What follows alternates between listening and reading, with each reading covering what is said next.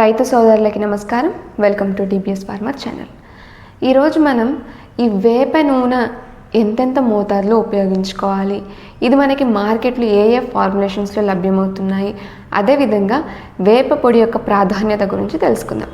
అయితే మనం లాస్ట్ వీడియోలో ఈ వేప నూనె మన పంటల్లో ఏ విధంగా ఉపయోగపడుతుంది, దీని ప్రాముఖ్యత ఏంటి అనేది తెలుసుకోవడం జరిగింది. అయితే మరి ఈ వేప నూనెని మరి మన పొలంలో ఎంత మోతాదులో వాడుకోవాలి, ఎటువంటి ఫార్ములేషన్స్ మనకి మార్కెట్లో లభ్యమవుతున్నాయి అనే దాని గురించి తెలుసుకుందాం. మనకి మార్కెట్లో ఈ వేప నూనెలో ఉండేటువంటి అజాడిరాక్టిన్ దాని గాఢతను బట్టి మనకి 7 రకాల ఫార్ములేషన్స్ అనేవి లభ్యమవుతున్నాయి. వీటిలో చూసుకున్నట్లయితే మనకి అజాడిరాక్టిన్ 0.03% ఈసీ, ఇది మనకి 300 ppm రూపంలో లభ్యమవుతుంది. దీనిని మనం 1 లీటర్ నీటికి 5 నుంచి 7 ml చొప్పున తీసుకుని పంటపై పిచికారీ చేసుకోవాలి. అదేవిధంగా అజాడిరాక్టిన్ 0.15% ఈసీ, ఇది మనకి 1500 ppmలో లభ్యమవుతుంది. దీనిని మనం 1 లీటర్ నీటికి 4 నుంచి 5 ml చొప్పున తీసుకొని పంటపై పిచికారీ చేసుకోవాలి. అదేవిధంగా మనకి అజాడిరాక్టిన్ 0.3% ఈసీ ఫార్ములేషన్, ఇది మనకి 3000 ppm రూపంలో లభ్యమవుతుంది. దీనిని మనం 1 లీటర్ నీటికి 4 నుంచి 5 ml చొప్పున తీసుకొని పంటపై పిచికారీ చేసుకోవాలి. అదేవిధంగా అజాడిరాక్టిన్ 0.5%, దీనిని మనం 1 లీటర్ నీటికి 3 ml చొప్పున తీసుకొని పంటపై పిచికారీ చేసుకోవాలి.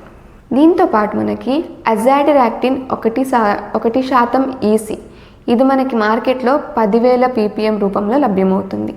దీనిని మనం 1 లీటర్ నీటికి 2 నుంచి 3 ml చొప్పున తీసుకొని పంటపై పిచికారీ చేసుకోవాలి. అదే అజాడిరాక్టిన్ 3%, ఇది మనకి 30,000 ppm రూపంలో లభ్యమవుతుంది. దీనిని మనం 1 లీటర్ నీటికి 2 ml చొప్పున తీసుకొని పంటపై పిచికారీ చేసుకోవాలి. అదేవిధంగా మనకి అజాడిరాక్టిన్ 5% ఈసీ, ఇది మనకి 50,000 ppm రూపంలో లభ్యమవుతుంది.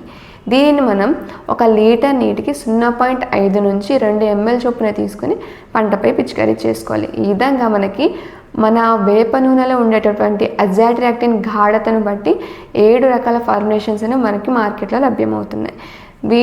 మనకు అవైలబుల్ ఉన్న గాఢతను చూసుకొని, మన పంట దశను చూసుకొని, దాన్ని ఎంత మోతాదులో ఉపయోగించాలి అనేది కరెక్ట్గా తెలుసుకొని మన పంటపై ఉపయోగించినట్లయితే ఈ వేప నూనె మన మొక్కలో చేయాల్సినటువంటి జీవక్రియలన్నీ, అంటే మన మొక్కల మీద ఆశించేటువంటి పురుగుల యొక్క గుడ్లని సమర్థవంతంగా అరికడుతుంది. అదేవిధంగా మన మొక్కలలో ఆశించేటటువంటి తెగుల శిలీంద్ర బీజాలను వృద్ధి చేయకుండా అరికడుతుంది. ఈ మన మొక్కలను ఆశించేటటువంటి నల్లులను కూడా ఇది సమర్థవంతంగా అరికడుతుంది. మరి ఈ వేప నూనెని ఏ విధంగా ఉపయోగించుకోవాలంటే, దీనిని నార్మల్గా డైరెక్ట్ వేప నూనెనైనా ఒక సింగిల్గా ఉపయోగించుకోవచ్చు, లేదు అంటే మన ఉపయోగించేటువంటి పురుగు మందులు, తెగులు మందులలో కలిపి ఉపయోగించుకోవచ్చు, మన రసాయన మందులైనటువంటి యూరియాలో కలిపి ఉపయోగించుకోవచ్చు, మైక్రోన్యూట్రియంట్స్లో కలిపి దీనిని ఉపయోగించుకోవచ్చు.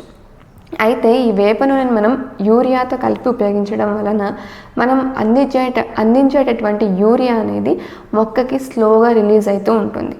అంటే మనం ఏదైతే ఒక బ్యాగ్ యూరియా మనం పంటకు అందిస్తామో ఆ బ్యాగ్ యూరియాలో ఉండేటువంటి నత్రజని అనేది సంపూర్తిగా మొక్క వినియోగించుకునే విధంగా చేస్తుంది.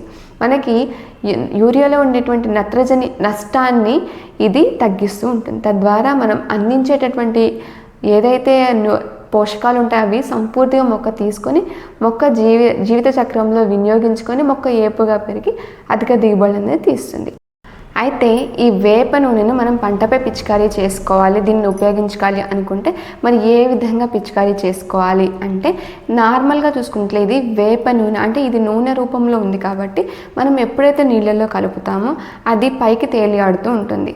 అలాగే మనం పంటపై పిచికారీ చేసినట్లయితే ఒక దగ్గర ఎక్కువ గాఢత పడడం, ఒక దగ్గర తక్కువ గాఢత పడడం, అదేవిధంగా ఒక్కొక్కసారి స్ప్రేయర్ మన నాజిల్స్లోనే అడ్డుకోవడం, ఇటువంటి సమస్యలు అనేవి ఎదురవుతాయి. మరి అటువంటి సమస్యలు లేకుండా మరి ఏ విధంగా పిచికారీ చేసుకోవాలి అంటే, మనం ఎప్పుడైతే ఈ కావాల్సిన మోతాదులో మనం నీళ్ళలో ఈ వేప నూనె కలుపుతామో దీనిలో డిటర్జెంట్ని కలుపుకోవాలి. లేదు అంటే ఎమల్సిఫయింగ్ ఏజెంట్స్ అనేవి ఉంటాయి, వీటిని కూడా కలిపినట్లయితే అది ఏదైతే వేప నూనె ఉందో అది సంపూర్తిగా నీటిలో కరిగిపోయి కలిసిపోయి ఉంటుంది.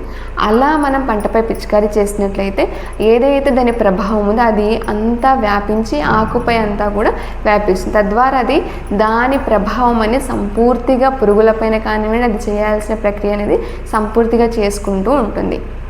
మరి దీనిని ఈ వేప నూనెను యూరియాతో కలిపి వాడాలి అనుకుంటే ఎంత మోతాదులో వాడుకోవాలి అంటే మనం ఒక బస్తా యూరియాని తీసుకున్నట్లయితే 1/2 లీటర్ లేదా 1 లీటర్ వేప నూనెను కలిపి మనం భూమికి అందించాలి.